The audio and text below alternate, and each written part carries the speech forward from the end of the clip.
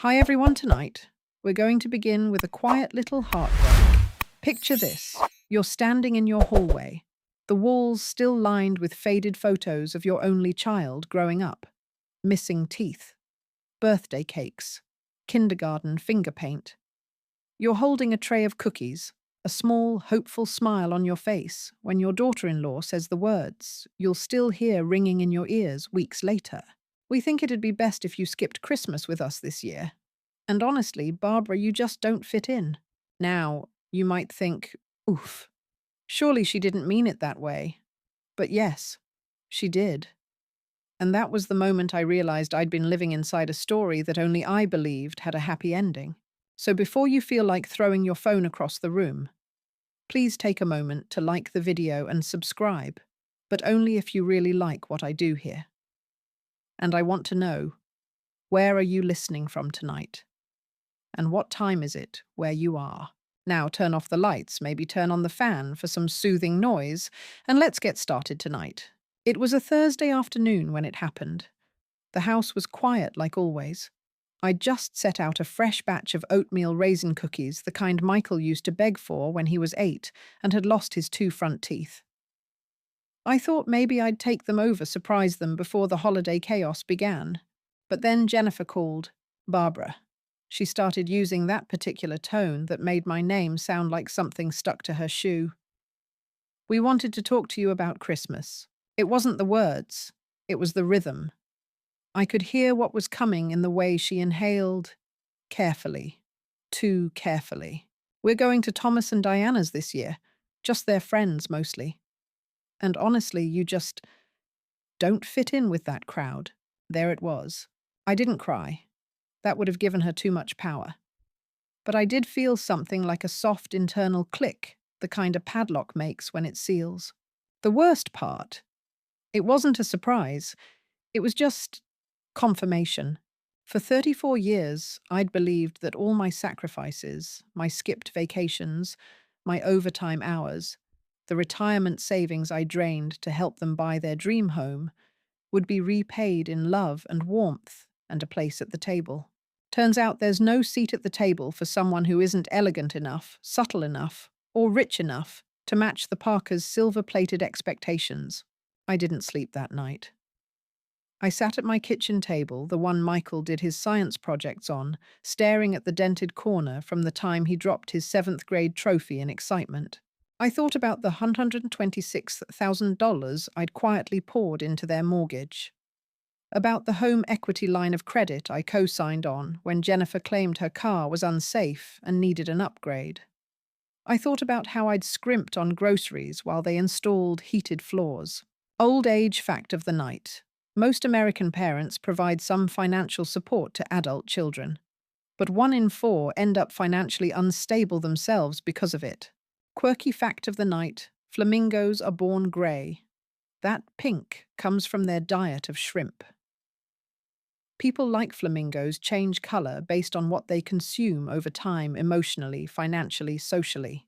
Which brings me to an academic phrase I once read and never forgot. Reciprocity in kinship structures is often assumed but rarely symmetrical. Translation.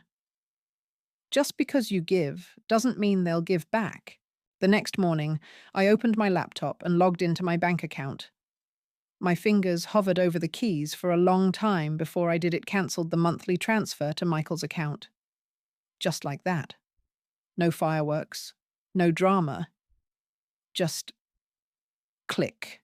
And then I sat in my living room surrounded by decades of loyalty and silence and denial. And I said it out loud. Enough.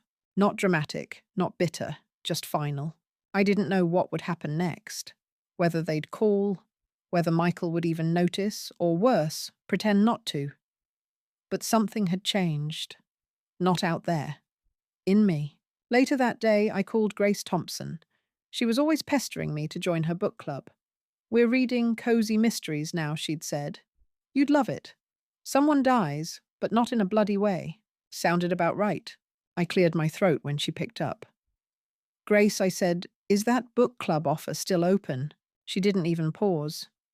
"Thursday at the library. You bring the cookies." And that was the beginning. Not of revenge, not even of freedom, but of clarity. I've always believed that certain houses remember things, not ghosts necessarily, but memories baked into the floorboards, soaked into the wallpaper, clinging like the scent of soup to old curtains. Ours was like that. The house on Maple Street wasn't much to look at. Single-story, narrow porch shingles that desperately needed replacing every few years. But it had seen it all. The night Robert proposed in the kitchen with store-bought flowers and a ring tucked in a measuring cup.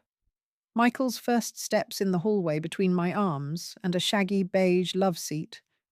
Even the time a possum got into the attic, and we spent a week chasing it with a broom. I met Robert at St. Mary's Medical Center the summer after I graduated nursing school. He was a new hire in administration. I was a brand new RN who thought the cafeteria chili was fancy. He had kind eyes, square shoulders, and the steady way of someone who didn't just listen, he heard. We got married in under a year. Everyone said it was fast, but when you know, you know. You also know you're broke.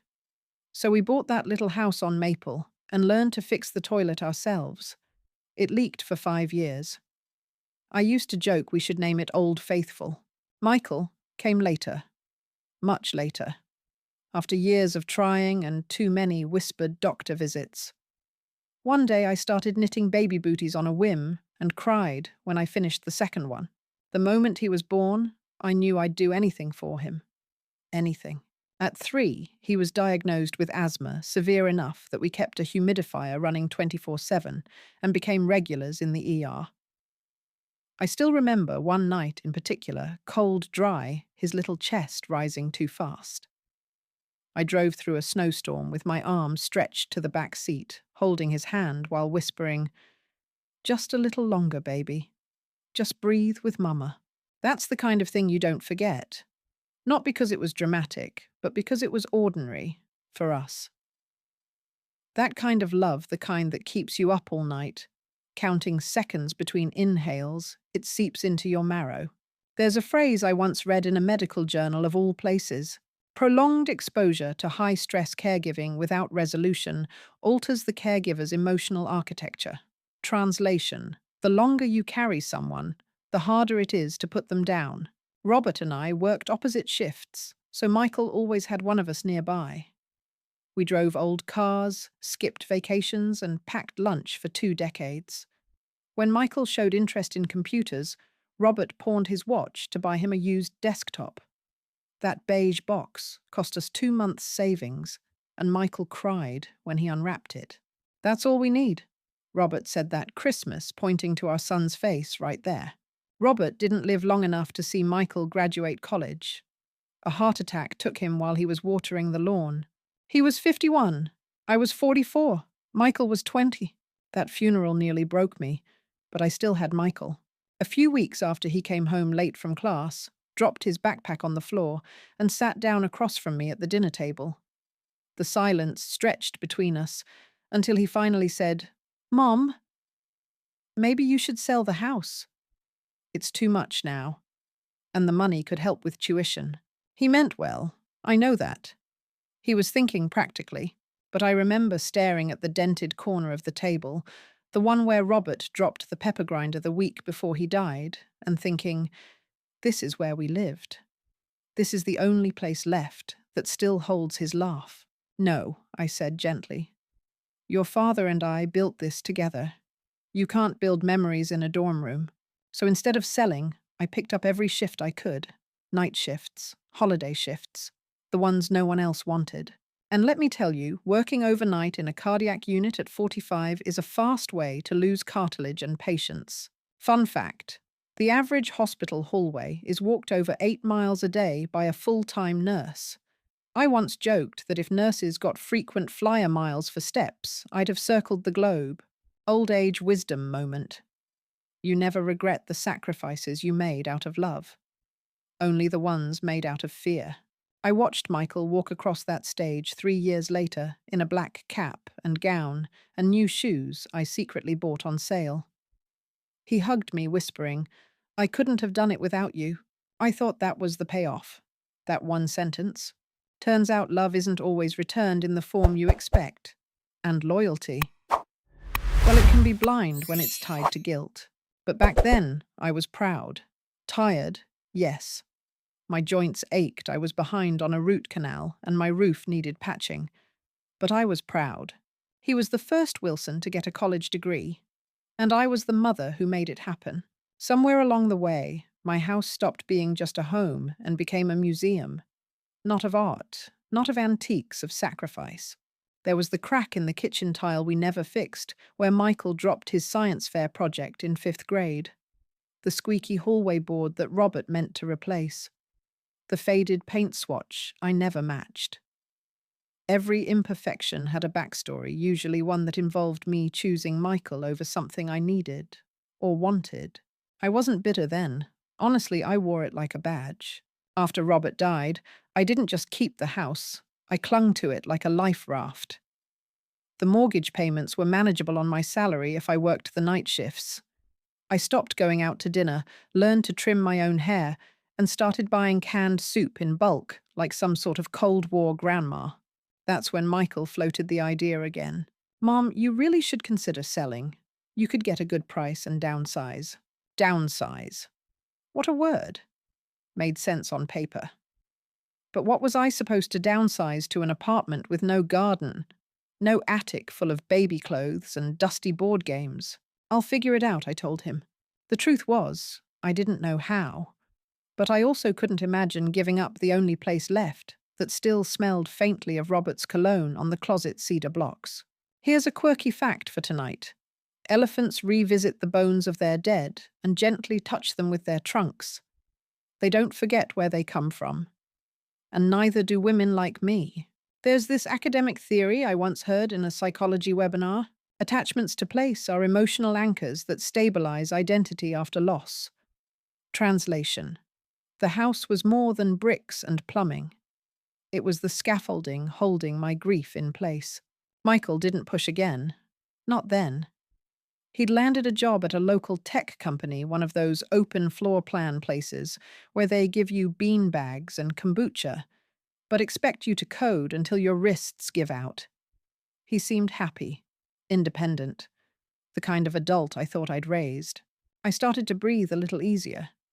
Maybe this was the payoff season. He had his degree, a job, even a steady girlfriend. Her name was Jennifer Parker. Michael brought her over for dinner on a Saturday. I made roast chicken with lemon because Robert always said it made the house smell expensive. Jennifer walked in wearing a beige trench coat that probably cost more than my mortgage and scanned the room like she was grading it. "Your home is quaint," she said, smiling the way people do when they mean the opposite. Michael looked nervous. He always hated confrontation. I shrugged it off and offered her a slice of pie. She declined too much sugar, she said. Didn't touch the crust on her plate either. We made it through the night barely. Jennifer talked a lot about her job in marketing and her parents' wine cellar. I smiled through it like a proper mother-in-law auditioning for the role of not too embarrassing. When they left, I stood at the kitchen sink, scrubbing a plate that didn't need scrubbing. I wasn't upset, not yet. But there was a prickle at the base of my neck. That quiet shift when you realize you're no longer the center of your child's universe. Weeks passed, then months. And suddenly Michael announced they were engaged. I hugged him tight, kissed his cheek, told him I was happy. Because I was, or wanted to be. But during the first wedding meeting, Diana Parker looked me dead in the eye and said, "We've got everything handled, Barbara. Don't worry about a thing," which is code for stay in your lane. I asked if I could at least help with the rehearsal dinner. "Oh," Jennifer said, exchanging glances with her mother. "That's already booked. Daddy has a contact at the vineyard." Then, patting my hand like I was someone's retired nanny, she added, "You could help with the wedding favors."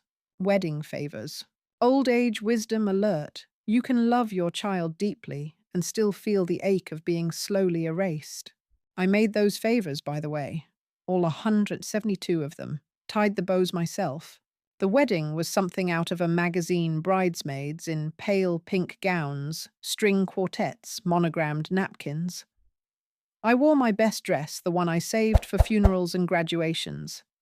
It looked plain, next to the Parker's sea of sequins and sparkles. Michael barely made it to my table. He was busy working the room like he was running for mayor of Westfield. When he finally stopped by, I smiled and told him everything was beautiful. Jenny's dad thinks I might move into corporate strategy, he said, loosening his tie with pride. It could be big. That's great, sweetheart, I said, ignoring the twist in my stomach. I watched him dance with Jennifer under chandeliers I couldn't afford to touch, and I wondered if he'd even remember I was there. Spoiler alert, he didn't. Not really. But I still loved him, still do. Because here's something they don't tell you. When you become a mother, there's no off switch. Even when your child becomes a stranger in a custom tuxedo. They say you can tell a lot about a person by the shoes they wear. If that's true, then Jennifer Parker's 4-inch nude heels said I do not wait for anyone, especially not on linoleum. I remember thinking that the first time she clacked across the floor of the Lakeview Estates model home. This is the one, she declared, eyes bright and hungry, as she swept into the granite kitchen like a realtor in a commercial. Look at the backsplash. Michael turned to me. Isn't it perfect, Mom? Now let's be clear, the place was stunning. Crown molding in every room, a backyard that looked like a spa, and appliances that probably had better IQs than I did. But all I could see were dollar signs flashing in the air like Vegas slot machines. You two sure it's within your budget? I asked, carefully biting the inside of my cheek. Jennifer's smile flickered for just a second. My parents are helping with the down payment. It's a wedding gift. A wedding gift. The most expensive one I'd ever heard of. When Robert and I got married, we got a toaster that shorted the fuse if you used both slots at once.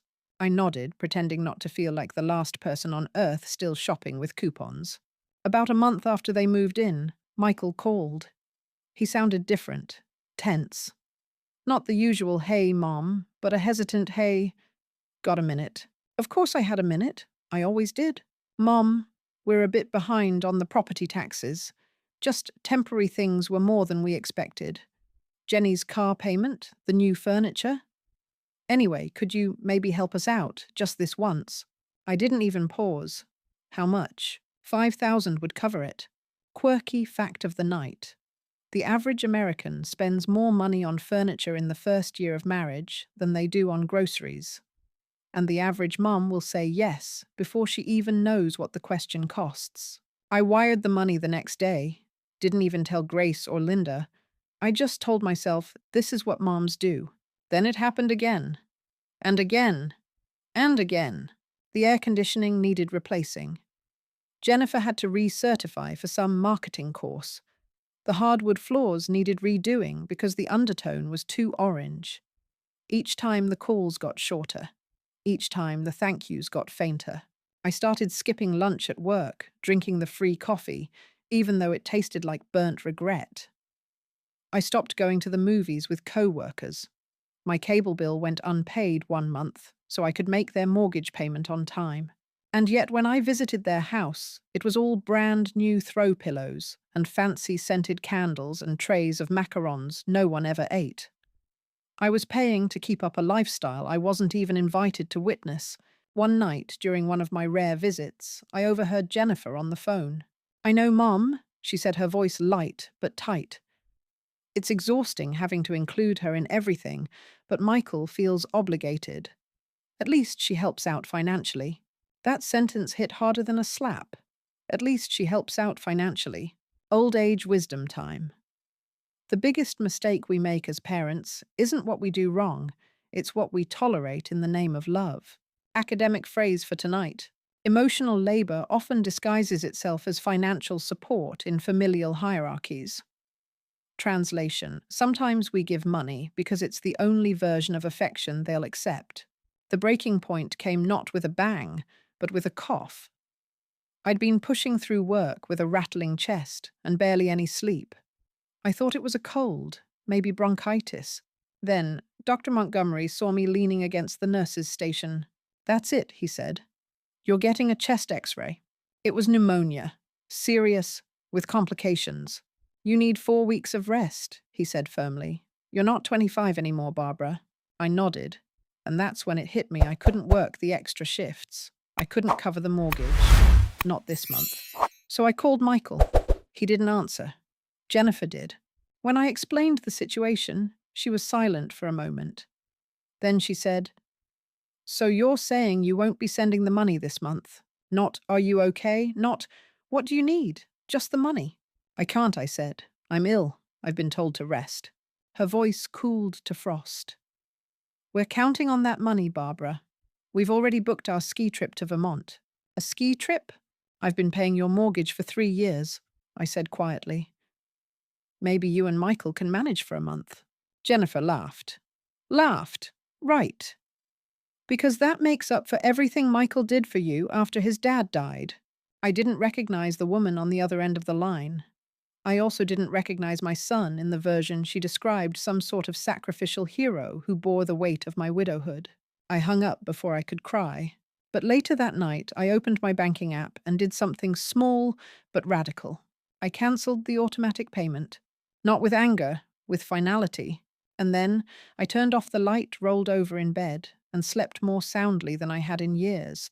You'd think cancelling a mortgage payment, especially one you've been making religiously for 3 years, would cause some sort of cosmic tremor. But nope. No earthquakes. No thunderclaps. Just silence. For about 36 hours. Then the text started. "Michael, hey mom, did something go wrong with the bank? We didn't see the transfer come through." Then just checking again, maybe it was delayed. Then Jennifer, Barbara, please respond. "We have obligations based on that money. You can't just go dark on us." I could have answered. I could have apologized. But for once, I didn't. I let the silence speak. Instead, I made tea. Sat on my back porch wrapped in a blanket, even though it was barely 45 degrees. Listened to the wind and the neighbors' wind chimes and my own breath. Slow. Present. Dr. Montgomery had been right. I was exhausted. Not just in the lungs, in the soul. Old age wisdom. Exhaustion isn't always about sleep. Sometimes it's about carrying things you were never meant to carry alone. So I made 2 phone calls. The first was to my bank. I confirmed the transfer cancellation and requested no future withdrawals to Michael's account. The second was to Grace Thompson. "Barbara," she answered, cheerful as always. "You thinking about joining our book club? Not just thinking," I said. "I'm in. Thursday work." She didn't even miss a beat. "You bring the cookies." I spent the next afternoon baking. Real baking. Not the heat and serve stuff I'd been surviving on. I used my mother's molasses cookie recipe one with the orange zest and cracked tops. The whole house smelled like memory. Quirky fact of the night, the smell of citrus can improve mood and reduce anxiety. So yeah, I practically diffused a spa in my kitchen. The book club was filled with women like me, tired, wickedly smart, and no longer interested in pretending to be invisible. They welcomed me like a long-lost friend. By the second meeting, I was laughing again. Laughing. Not the polite workplace chuckle. Real stomach-wobbling, tear-prickling laughter. We read a cozy mystery where the killer turned out to be the librarian. I guessed it halfway through and felt smug for a week. Meanwhile, back in the land of passive-aggressive guilt, Michael finally called. "Mom," he said, voice flat. "We got a notice from the bank. The mortgage is past due. What's going on?" I told Jennifer, I replied calmly. "I'm sick. I can't work the extra shifts. I can't make the payment this month." "But you always do," he said, as if that were the end of the discussion. "I always did," I corrected. Academic phrase time. Learned dependency is fostered when one party consistently absorbs the consequences of another's actions. Translation. If you bail someone out enough times, they forget the water's cold. Michael went quiet. "Then, so you're keeping track now. I thought you were helping because you wanted to, not because you expected something in return." I felt it like a sucker punch. Not because he was right, but because he sounded so much like Jennifer. So transactional. So blind. "All I've ever wanted," I said quietly, "was to be treated with respect. A pause, then irritated. Okay, we'll figure it out. Just don't expect us to include you in things if you're going to be like this. Be like this, like what I wondered, like someone with boundaries, like someone with pneumonia and no more savings, like someone who finally realized that love shouldn't come with a receipt. I didn't cry. Not then. I got off the phone, closed my eyes, and let the emptiness pass like a slow wave. Later that week, I attended the hospital's annual Christmas party for the first time in years. Normally, I worked that night, but Dr. Montgomery had insisted. You need community, not just patients, he said. The conference room had been transformed. Twinkling lights, a string quartet tables with centerpieces made of pine cones and white roses. I wore my navy dress, the one I hadn't fit into since 2012. It zipped, barely. Dr. Montgomery spotted me near the doorway. Barbara Wilson, he said with a smile, you clean up very well. Don't get used to it, I replied, sipping my sparkling water. I still own more scrubs than actual clothes. He laughed and offered me his arm. Come meet some people. You're a legend, you know. I met board members, new nurses, old colleagues. Everyone seemed to have a Barbara saved the day story. It was overwhelming, humbling, a little surreal. Toward the end of the night, Dr. Montgomery handed me a small wrapped box. What's this? A little something. Go ahead. Inside was a leather-bound journal, my initials embossed on the front. You once told me you used to write, he said. Figured this was a good time to start again. And maybe it was, because for the first time in a very long time I had things I wanted to say. Not to Michael, not to Jennifer, to myself. Some mornings, I still reached for my phone out of habit, to check if Michael had texted, to look at my banking app, to reread old messages from when Thanks Mom came without strings. But that morning I left my phone face down. Instead, I brewed real coffee, none of that instant nonsense I'd gotten used to during my extra shift years. I put on a cardigan I hadn't worn since Robert passed. It still had the faint scent of lavender and maybe a touch of mothball, but it made me feel like me again. Ellen, my neighbor across the street, was stringing lights on her porch. I hadn't talked to her in more than a wave in years, but I crossed the street anyway. Hey, Ellen? I called a bit breathless. She turned surprised. Barbara, everything okay? Actually, I said I was wondering if you'd help me put some lights up this year. I could use a little sparkle. Her smile lit up before the bulbs did. Thought you'd never ask. For the first time since Michael got married, I decorated the house for Christmas. Not extravagantly. Just white lights around the eaves, a wreath on the door, and a tiny living tree I bought at the nursery for the front window. Simple, humble, perfect. And yet the silence in the house still lingered, until I opened that journal. At first, the words came slowly. Just bullet points, really. Times I'd said yes when I should have said no. The first time Michael asked for money, the time Jennifer criticized my dress at Thanksgiving. But soon it grew. Pages of stories, tiny victories, forgotten joy. Like the time I saved a patient's life with nothing but a tongue depressor and gumption. Or the afternoon I caught Robert singing to our tomato plants like they were a barbershop quartet. Writing reminded me that I existed outside of being Michael's mother. Quirky fact. For the night, octopuses have 3 hearts. 2 pump blood to the gills, 1 pumps to the body. But when they swim, the heart for the body shuts off. That's why they prefer crawling. Swimming exhausts them. I get it. Some of us stop functioning when we're trying too hard to stay afloat. And maybe it was time to crawl again. Slowly. Intentionally. I started walking the neighborhood in the evenings. Just a few blocks. I passed houses I hadn't really noticed in years. One had flamingos dressed in Santa hats. Another had a life-size inflatable alpaca wearing a Christmas sweater.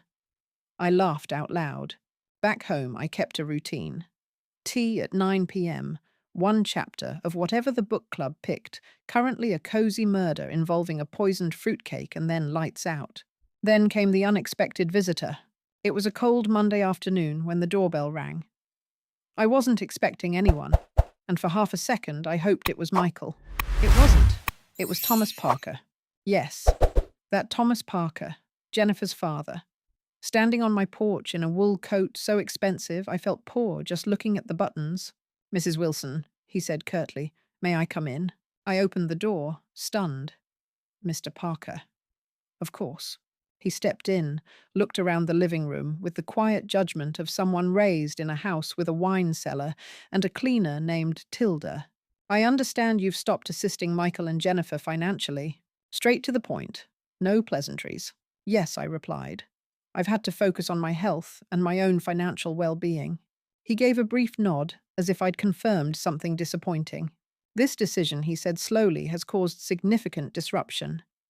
My daughter is under a great deal of stress." I stared at him, unsure if I'd heard correctly. Was he here? To guilt me? "With all due respect, Mr. Parker," I said carefully, "your daughter and my son are adults. Their mortgage is not my responsibility." He cleared his throat, clearly unused to being challenged. "Be that as it may, we were hoping you might reconsider at least through the holidays. There are social obligations, and this disruption is inconvenient." There it was, inconvenient. Academic phrase of the evening. Socioeconomic dissonance occurs when class-based expectations clash with lived financial realities. Translation. The Parkers didn't like looking poor, even temporarily. Then he pulled out his checkbook. "I'm prepared to offer compensation," he said. "Call it a consulting fee. To resume your support just for a few months." I blinked. "You want to pay me to pay them? Think of it as helping everyone maintain appearances." I took a deep breath and met his gaze. "Mr. Parker," I said, voice steady, "I am not for sale. My dignity is not a business transaction." He stiffened. "Very well. But understand this will have consequences for everyone involved." I opened the door. "That may be so. But I think it's about time some consequences showed up." After he left, I stood in my hallway for a long time. No music, no lights, just me, my house, and the echo of a life I'd put on hold for too long. That night, I wrote in my journal, "Today I said no." It didn't feel brave, it felt terrifying, but it also felt like mine. And that was enough.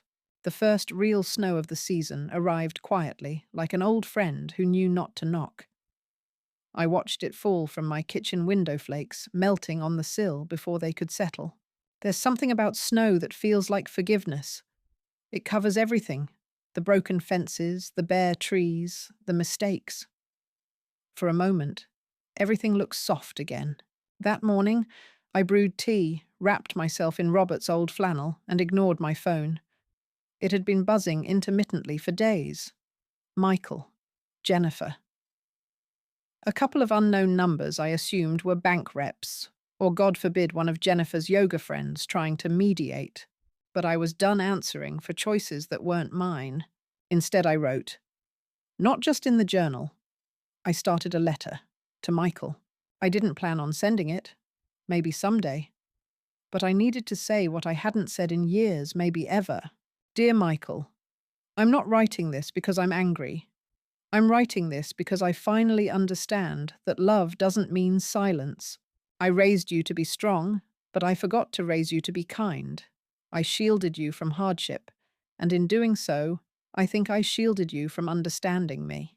I wanted you to have more than I did, but I forgot that more isn't always better. I gave you everything, and now I'm learning to give some of it back to myself." I set the letter aside and took a walk through the snow. The street was quiet, except for the crunch of my boots. I passed the Parker's house and paused across the street. Lights off, mail piling up. Maybe they'd gone on that ski trip after all. Let them ski. Let them breathe rarefied air and post curated pictures with Yosh, Kozai Kalitenergy, or whatever Jennifer's hashtag of the week was. I had my own piece. Later that week, Grace called. "You're coming to the library mixer, right?" she asked. I hesitated. "Is that the one with the live jazz band?" "Yes. And hot cider." and possibly a very handsome retired biology professor who asked about you after last meeting. I laughed. Grace. Well, he liked your molasses cookies and your vocabulary. I went. Not for the biology professor, though he was charming in that slightly too polished way. I went because I wanted to feel something new, or maybe just feel again. The mixer was warm and humming with life. I stood near the refreshments table sipping cider when I felt a tap on my shoulder. Dr. Montgomery, look at you, he said. Out past 8 p.m., in real shoes. Who are you, and what have you done with Nurse Wilson? Careful, I warned, I've got at least one dance left in me. He smiled, then sobered slightly. I heard about the Parkers, and about you pulling back. I tensed. Don't tell me you think I should have kept paying. He shook his head. I think you've done more than most would, and I think it's okay to stop pouring from an empty cup. He offered me his hand. Come on, one dance. We danced, slowly, just once. But it was enough. Quirky fact of the night. In a 2003 study, dancing was shown to significantly reduce depression in older adults. Turns out moving your feet helps move the grief too. When I got home, my phone buzzed again. This time it was a voicemail. Michael's voice tight and clipped. Mom. I don't know what kind of game you're playing, but we're getting desperate. The bank's threatening foreclosure. Jenny's furious. Just call me back, please. I sat with that for a long time. Then I blocked his number. Not forever, not out of hate, but because sometimes love means taking space. And silence isn't always cruelty. Sometimes it's necessary. Academic phrase for tonight.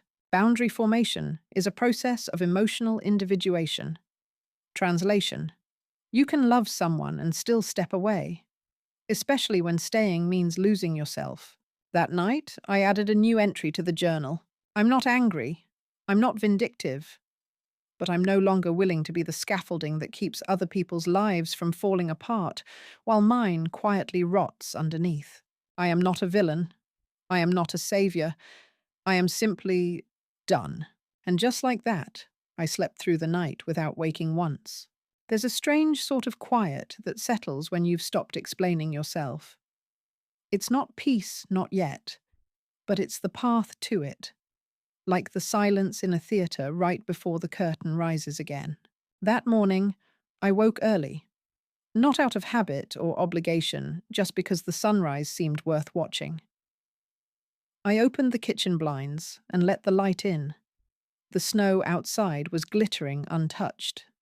For the first time in years, I didn't feel like I was missing out on something. I was exactly where I was supposed to be, until the knock. It wasn't frantic, it wasn't polite, just persistent. I opened the door with a guarded breath. Jennifer, no makeup, no heels, no coat even. Just a beige sweater 2 sizes too big, and eyes that looked like they hadn't rested in days. Can I come in?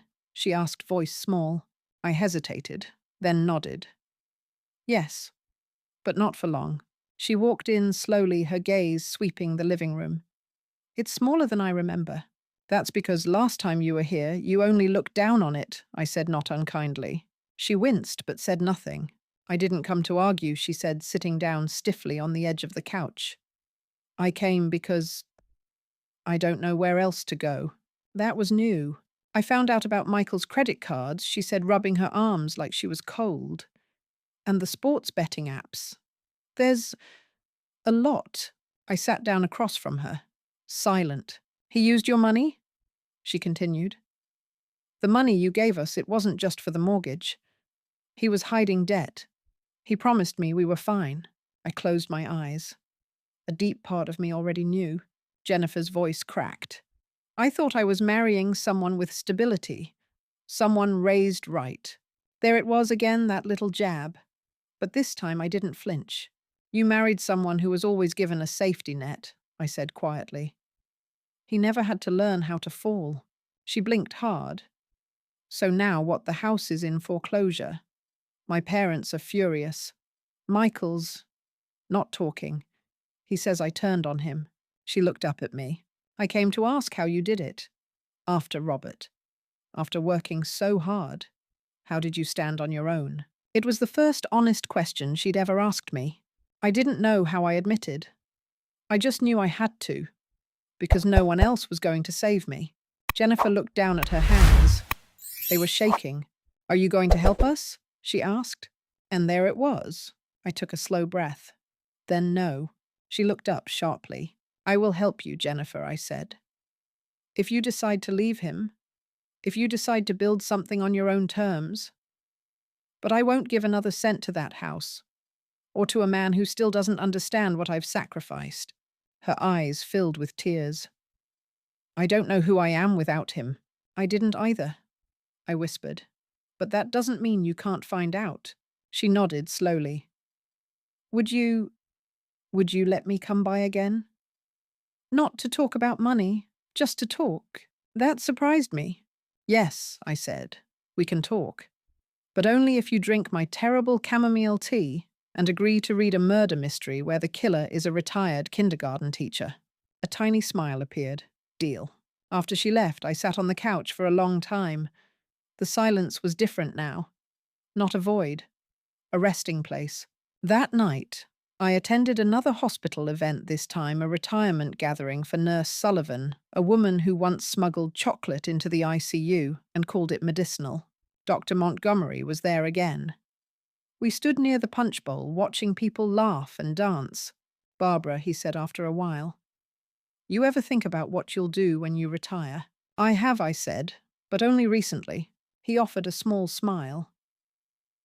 "Because I was thinking, there's a place in Sedona, retirement community. Not a nursing home, real homes, workshops, a garden, views of the Red Rocks. I've had a lot of solo Thanksgivings, and I think I've earned a few sunsets." I looked at him, really looked at him, and I didn't feel panic, or fear, or guilt. I felt possibility. "Sedona," I said. "That's Arizona, right?" He laughed. "That's a start." I didn't say yes. Not yet. But I also didn't say no. Because maybe, just maybe, this was what a new beginning looked like. Quirky fact of the night. Monarch butterflies migrate thousands of miles to find warmth, even if they've never flown before. It's instinct. They don't stay where it's cold. They just go. And for the first time in years, I felt that pull in my own wings. I didn't need to fix everything. I just needed to go. I didn't hear from Michael for a while after Jennifer came by. No calls, no texts, not even a passive-aggressive email. At first, I braced myself every morning, half expecting to see his name flash across the screen, or find him parked outside, arms crossed, waiting to explain himself in the way people do when they're sorry they got caught, not sorry they caused harm. But nothing came, and in that nothingness, something inside me shifted. You see, there's a particular silence that settles when you finally stop waiting to be chosen. When you stop hoping someone will wake up and remember that you gave them your life in slices, piece by piece, year by year, with a smile. It's not grief. Not exactly. It's more like shedding a second skin. So I filled my days. I joined a Tai Chi group at the community center. I was terrible at it, slow and unbalanced, but the instructor, Ms. Lee, had kind eyes and said, "Just move like water, Barbara." And so I did. I also started volunteering one night a week at the library, reshelving books, dusting, answering questions from teenagers who couldn't believe we still used the Dewey Decimal System.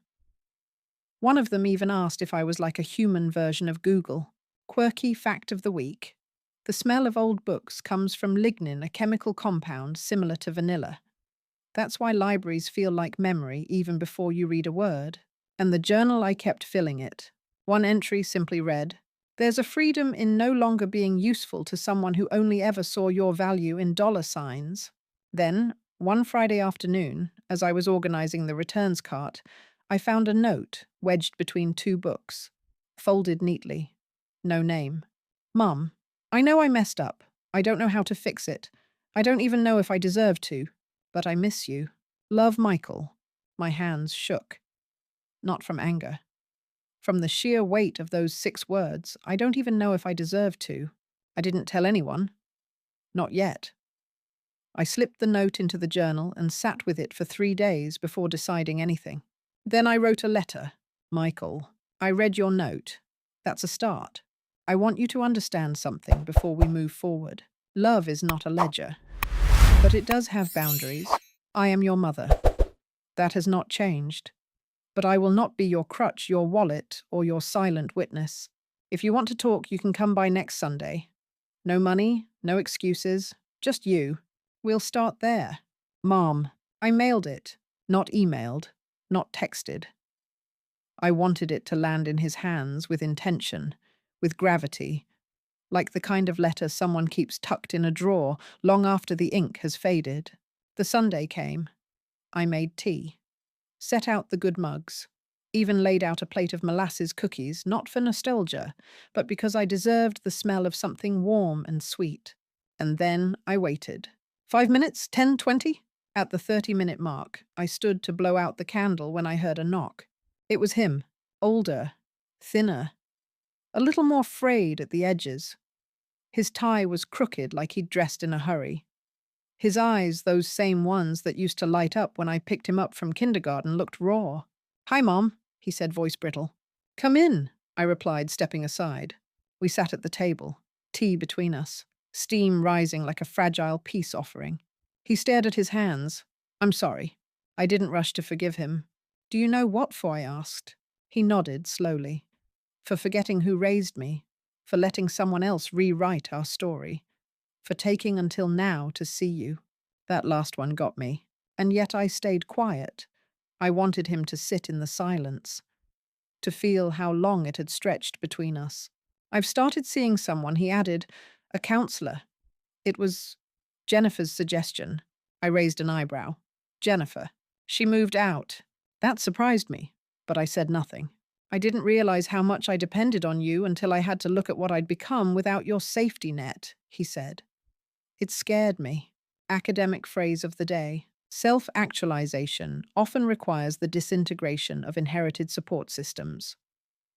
Translation. Sometimes you have to lose the thing holding you up before you learn to stand on your own. I finally spoke. "I never needed you to be perfect, Michael. I just needed you to be accountable."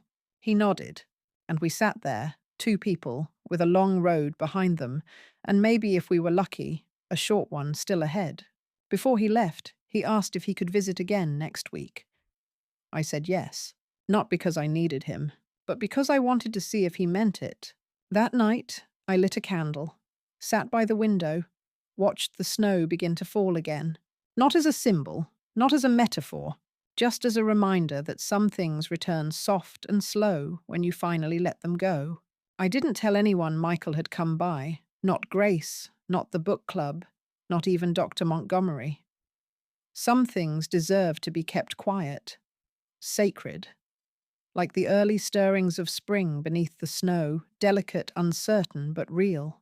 The following Sunday, he came again, on time this time, with a small bouquet of slightly wilted daffodils and an apology for forgetting I was allergic to pollen. We laughed, actually laughed. It was the first time in years I saw the boy I raised the one who cried when his goldfish died and insisted on taping googly eyes to every banana in the house. We didn't talk about money, or Jennifer, or blame. We talked about music. He asked if I still had that old record player Robert fixed up for me one Christmas. I did. We listened to Paul Simon while eating ginger cookies that came out too flat, but tasted like memory. Quirky fact of the week. Listening to music from one's youth activates regions of the brain associated with autobiographical memory. That explains why I teared up during Still Crazy after all these years. Michael didn't ask why. He just sat beside me until the song ended. On his way out, he hugged me. Not the quick, polite kind we'd been doing for years. A real hug, one with weight. "You don't owe me anything, Mom," he whispered. I held on a little longer. "You're right," I said. "But I still love you. That's not a transaction." He didn't come every week after that. And that was fine, because when he did come, it wasn't out of guilt. It was out of choice. Meanwhile, my world kept expanding. Grace and I started a tradition of Friday night dinners. She made pasta with too much garlic. I brought boxed wine, and we cackled like high schoolers. Dr. Montgomery and I took a day trip to the coast. Nothing romantic. Just two people sharing silence and sea air. He asked if I still thought about Sedona. Every day, I admitted. And I did. I found myself looking up pictures of those red rocks of desert sunsets that looked like the sky was bleeding into itself. I even ordered a travel guide. I wasn't ready to leave, not yet, but I wasn't afraid of going anymore. One afternoon, while sorting through a closet I hadn't touched since Robert died, I found a box labeled Someday. Inside, my nursing school acceptance letter. A postcard from Paris I never mailed. Robert's old fountain pen. A tiny, wrinkled piece of paper that simply said, "You're doing better than you think." I sat on the floor and cried for everything I'd stored away. Old age wisdom. Sometimes we bury the most important parts of ourselves in boxes labeled later, and sometimes later finally arrives. That night, I wrote a new journal entry. I've stopped measuring my life by what I've lost. I measure it now by what I've reclaimed. My mornings, my laugh, my stubbornness. My name spoken by someone who sees me, not someone who needs me. My worth no longer attached to my usefulness. Michael called a few days later just to talk. "We're reading The Midnight Library and Book Club," I told him. I read that, he said. "It's about regrets, right? It's about choices I corrected, and realizing you always had more of them than you thought." He went quiet. Then he said, "Thanks, Mom, for making one." I smiled. "Anytime, sweetheart, even if it took me a while." Quirky fact of the night. Hummingbirds remember every flower they've ever visited, but they don't go back to ones that stopped blooming. I'm not a flower, but I've started blooming again, and I've stopped apologizing for it. The first time I saw Jennifer again after she moved out was at the library. She was standing in the self-help section, holding a copy of Boundaries like it might explode. Her hair was tied up in a messy bun, no earrings, and for once, no aura of polished perfection. She noticed me before I could pretend not to notice her. "Barbara," she said softly, like she was testing the sound of it.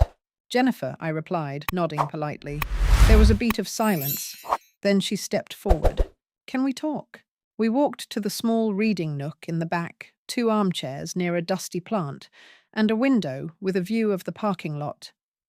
It wasn't cozy, but it was quiet. That felt like enough. "I left Michael," she said after a long pause. "Really left this time. I didn't say anything, just waited. I'm staying with a friend. Got a temp job doing marketing for a local bookstore. It's not glamorous, but it's something." I could see she was still raw, still unsure of who she was without the scaffolding of status and image. But there was something new there, too. Humility. "I wanted to say thank you," she said, "for being honest, for not giving me money, for drawing the line." I raised an eyebrow. "Didn't feel like thanks at the time." She gave a soft laugh. "No, I was awful. I know that now." I studied her face. For the first time, I didn't see the polished woman who once whispered about me to her friends over mimosas. I saw a younger version of myself trying so hard to hold everything together, pretending it wasn't all falling apart. "I didn't dislike you, Jennifer," I said. "I just didn't know you. And I don't think you knew me either." She nodded. "I didn't want to. You were a threat. You saw through things. That scared me." We sat in silence a while longer. Then she reached into her bag and pulled out a small envelope. "I've been working on this," she said, handing it to me. "A budget. For the first time in my life. Thought you'd appreciate the poetry of that." I opened it later that night. It was detailed, honest, humble. She'd listed income from her part-time job rent she was splitting with a roommate and a savings goal, $500 for emergencies, not ski trips. She signed it "Trying Jennifer." That night, I wrote in the journal, "Forgiveness doesn't always arrive with a grand apology. Sometimes it shows up as effort, as budgeting, as broken pride rebuilt from scratch." In the weeks that followed, things kept unfolding. Michael started attending Gamblers Anonymous. He invited me once. I didn't go. Not because I wasn't proud, but because it was his journey, And this time, I wasn't the chaperone. He began volunteering at a community garden, said digging in the dirt helped him stay grounded. I told him I liked the metaphor. Jennifer came to one book club meeting. She didn't say much, but she brought snickerdoodles and sat beside Grace. They talked about podcast recommendations and composting. Life didn't snap back into place. It rearranged itself like a puzzle you thought you lost the box, to suddenly the pieces started fitting again. And one afternoon, while I was weeding the tiny patch of soil in my backyard, Dr. Montgomery came by. "I booked Sedona?" he said, casually tossing a brochure on the porch table. I stared at it. Red rocks, blue skies, a woman in a sun hat standing in a cactus garden that looked suspiciously photoshopped. "You ready to go?" he asked. I thought about it. About everything I had built, lost and found again. About how I was no longer scared of solitude. I'm not sure I said honestly, but I'd like to see it. He smiled. That's all I needed to hear. Quirky fact of the day. Some species of cactus bloom only once a year at night for a few hours. If you're lucky, you catch it. If you miss it, you wait. I think that's what this stage of life is. A night bloom. Rare. Quiet. But deeply, deeply beautiful. Packing is a strange ritual. It forces you to decide item by item what parts of your life are worth bringing forward. That Thursday, I stood in the middle of my bedroom with two suitcases open on the bed. One labeled Keep, the other Let Go. The Keep pile grew slowly. My favorite cardigan. A framed photo of Robert and me at our first apartment. Him in Belle bottoms me with hair 3 shades redder than I remembered. A well-worn copy of The Secret Garden with scribbles in the margins from when Michael was little. The Let Go pile was harder. It held things I'd clung to without realizing, gifts, never used old medical conference lanyards, a pair of heels I hadn't worn since 2007 that still whispered, "What if?" I even found a Christmas ornament with "World's Best Mom" scrawled in glitter glue, probably from some third-grade art class. I stared at it a long time. Then I gently placed it in the Let Go pile, not because it wasn't true, but because I didn't need an ornament to prove what I already knew. Around 2 p.m., there was a knock on the door. Michael.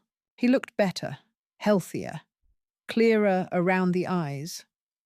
He was holding a small brown box and shifting from foot to foot like he was 10 years old again, about to admit he broke something important. "Hi, Mom." "Hi, sweetheart." He held out the box. "I found some things while cleaning out the garage. Thought maybe you'd want them." I opened it at the kitchen table after he left. Inside were old drawings Michael made as a kid, one with stick figures labeled me and Mom at the zoo. We were holding hands. There was also a cassette tape labeled Road Trip Mix, July '98, and a recipe card with my mother's handwriting molasses cookies. Don't forget the zest. At the bottom was a folded piece of paper. It was a bank transfer confirmation. Not from me to me. A small deposit. The note attached read, "Not much, but it's a start. I'll keep showing up." "Michael," I cried. Not the dramatic kind, just soft, steady tears that came like relief. Later that night, I stood on the porch with a mug of tea.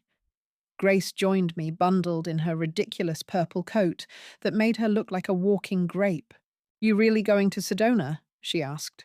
"Just visiting," I said. "Seeing what it feels like to have a horizon again." She bumped her shoulder against mine. "Well, if you go, I expect postcards.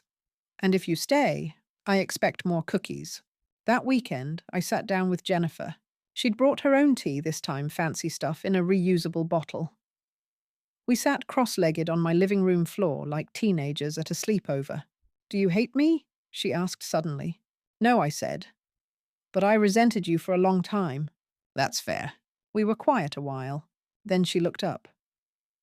"Would it be weird if I still stopped by sometimes? Even if Michael and I don't end up fixing anything?" I smiled. "You're welcome here as you, not as his wife, not as a package deal, just you." She nodded. That might be the first time anyone said that to me. Quirky fact of the week: seahorses form monogamous pairs, but when separated, they don't cling. They drift, adapt, rebuild. Nature doesn't see endings as failures, just transitions. I like that. The next morning, I received a voicemail. Hi, Mom. It's me. I just wanted to say, I love you, and thank you for letting me fall, and for being there when I finally stood up. I saved it. And then, for the first time in years, I danced in my kitchen, alone, no music, just humming to myself while I baked cookies with too much zest and not enough perfection. Because maybe that's what healing is. A kitchen that smells like warmth, a son who's trying, a suitcase that's half full, half hopeful, a woman in her late 60s humming in bare feet with no one to please but herself. The day I boarded the flight to Sedona, the airport was full of noise, rolling suitcases, crying toddlers, announcements crackling over loudspeakers. But inside me, there was only stillness. I wore Robert's old windbreaker, the sleeves a little too long. It felt like armor. The flight was short, smooth, and oddly emotional. There was a moment just before landing when I looked out the window and saw the red rock cliffs for the first time glowing like embers beneath the afternoon sun, and my breath caught. It wasn't just the beauty. It was the realization I made it here, by choice. Not because I was pushed, but because I pulled myself forward. Dr. Montgomery met me at the terminal. He was holding a cardboard sign that said, "World's Most Stubborn Woman." I laughed, and he grinned like he'd won. He helped me load my luggage into the rental. As we drove, he talked about the place, community gardens, hiking trails, watercolor workshops, a book exchange room, where everyone pretends to read, but mostly gossips. The air felt different, not just dry clear. Like I'd stepped outside the weight of my old life.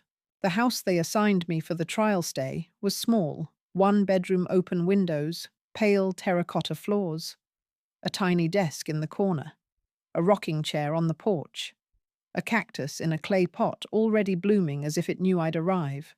That night, I sat under a sky filled with stars, sharper than I'd ever seen back home. No city lights, no sound, but wind. I wrote in my journal, "You don't need to erase your past to start over. You just need to stop dragging it behind you like a broken suitcase." The next morning, I joined a pottery class on a whim. My bowl was lopsided. I loved it. Then came lunch with a woman named Dolores, 78 years old, newly divorced, unapologetically blunt. I left a man who said I was too emotional after 51 years. Now I cry when I want and eat dessert first. I nearly choked on my soup from laughing. In the afternoon, I walked a trail lined with cacti and juniper trees. Every few feet there was a bench with a quote engraved on the back. One stopped me in my tracks. She remembered who she was, and the game changed. I whispered it to myself like a prayer. That evening I got a text from Michael. Made dinner from scratch. Didn't set off the smoke alarm this time. Progress. Love you. Followed by one from Jennifer. Interview tomorrow. Nervous. But thank you for showing me I could stand alone. I smiled. That night, Dr. Montgomery invited me to a bonfire hosted by the community. I wore a shawl that smelled like cedar and stood beneath the stars with a cup of mulled wine.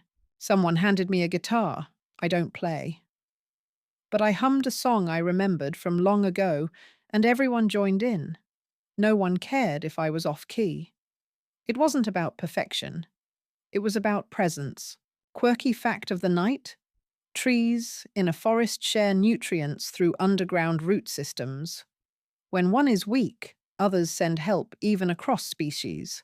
They survive because they stay connected. Maybe that's all I'd ever needed. Not control, not perfection, just connection. The next day I mailed a postcard. To myself. Dear Barbara, you did not disappear. You chose to be found. Love me. When I returned home a week later, nothing had changed, and everything had. The snow had melted into patches of slush, the library smelled like new carpet cleaner, and Grace had made a welcome back from the desert, you dusty queen banner. But inside, I was no longer waiting to be seen.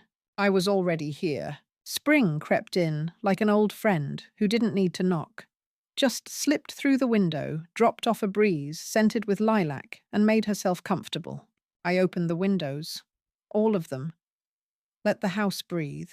Let me breathe. The curtains fluttered like they hadn't moved in years. Maybe they hadn't. I found myself singing while washing dishes, not on purpose. Just little tunes from nowhere. Fragments of songs Robert used to hum while fixing the leaky sink. I didn't stop myself. I let the music come, and with it, joy, quiet, unexpected, completely mine. That week I planted something. A single tomato plant in a large ceramic pot on the porch. It was nothing fancy, just a hopeful little green stem I bought for $4 at the market. I named it Ethel. I don't know why. It just felt right. Michael stopped by one afternoon and watered Ethel like she was royalty. "She looks like she's going to do great," he said. "She'd better," I replied. "I talk to her more than I talk to most people." He grinned, still journaling. "Every day, still ignoring my budgeting spreadsheets. Every day." We sat outside with lemonade and silence comfortable and unhurried. Then he looked at me and said, "You know, I'm proud of you." I blinked. "You're proud of me?" He nodded. "For stopping. For letting go. For choosing yourself." I laughed. It only took me 68 years. Better than never. Later that week, I met Jennifer for coffee. She looked tired, but lit from the inside in a way I hadn't seen before. "I didn't get the first job," she said, "but I've got another interview on Monday. I'm actually excited." She paused, then looked at me seriously. "I know it's not my place, but you and Michael, you've both changed so much. And I just want to say thank you for not trying to fix everything." That gave me permission to stop pretending. I reached across the table and touched her hand. "Pretending is heavy. I'm glad you put it down." She nodded, eyes glossy. As I walked home, I passed the old community center. They'd put up flyers for a spring showcase. Dance performances, choir recitals, local crafts. The kind of small-town event I used to skip because it wasn't my thing. But now I signed up. Not to perform God, no, but to donate molasses cookies and volunteer at the welcome table. Grace called it my soft re-entry into civilian life. Quirky fact of the day, humming releases endorphins and reduces stress, even if you're completely out of tune. The body doesn't care about pitch. It cares about rhythm, vibration, and presence. That night, I stood in the mirror and studied my face. The soft lines around my eyes, the silver in my hair, the small, proud curve in my shoulders. Not once did I wish for younger skin or fewer wrinkles, because every inch of me had earned the right to take up space just like this home, this life, this new beginning. I wrote in my journal, maybe the point of healing isn't to erase what hurt you. Maybe it's to learn how to live beside the scar and still dance. Still plant tomatoes. Still love. Still open your windows to spring. I fell asleep that night to the sound of wind through the trees. No anxiety. No spreadsheets. No rehearsed conversations playing in my head. Just the knowledge that I'd made it. Not because someone carried me, but because I finally remembered how to walk on my own. The day I left for Sedona for good this time, the sky was a soft grey. Not sad, just thoughtful. The kind of sky that makes you wear a sweater you don't quite need. Grace came over early, armed with a thermos of terrible coffee and 2 croissants she claimed were symbolic. Symbolic of what I asked. Flaky layers and buttery resilience, she said. Obviously. We sat on the porch, watching the tomato plant Ethel sway gently in the wind. Tiny green buds had started to form. She'd bloom after I was gone. I liked that. Michael arrived around 10 a.m. to load the last suitcase into the car. He didn't cry, but his mouth trembled at the edges like it wanted to. "I'm going to miss you, Mom." "I'll miss you too. But missing someone is proof you've got something worth returning to." He nodded and handed me a small envelope. "For the road." I tucked it into my purse, knowing I'd read it later when the silence of leaving caught up with me. Jennifer showed up last almost out of breath, holding a plant in a clay pot. "It's rosemary," she said. "For remembrance. And because you once told me it's impossible to kill." I smiled. "So, it's like me." We hugged 2 women who had been strangers in the same family, now maybe something like friends.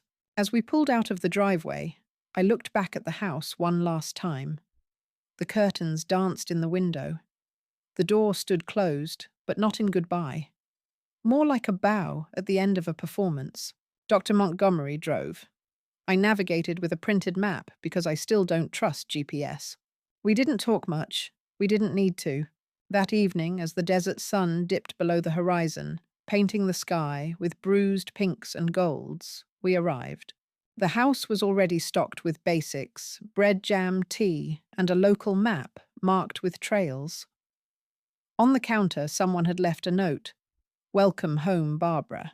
That night, I stood on the porch, rosemary pot in one hand, a mug of mint tea in the other, and finally opened Michael's letter. Mom, I used to think strength looked like control. You taught me it looks like truth. Thank you for letting me fall, and thank you more than anything for being there when I tried to rise. Love, Michael. I folded the letter and placed it in my journal. Not the beginning of a new chapter, no. This was the epilogue to a life I'd spent years giving away. And now the prologue to a life I was choosing piece by piece. The next morning, I joined a sunrise meditation group. Me. Meditation. I laughed through half of it and fell asleep during the other half. But when I woke, the sky had turned that brilliant, burnt orange again. A reminder that the world doesn't stop. Not for regret, not for fear, not even for love lost and reclaimed. It just keeps turning. Quirky fact of the day. The Japanese have a word, komorebi, for sunlight filtering through trees. There's no exact English translation. But it means something like the light that reminds you you're still here. And I am. I'm still here. Still growing.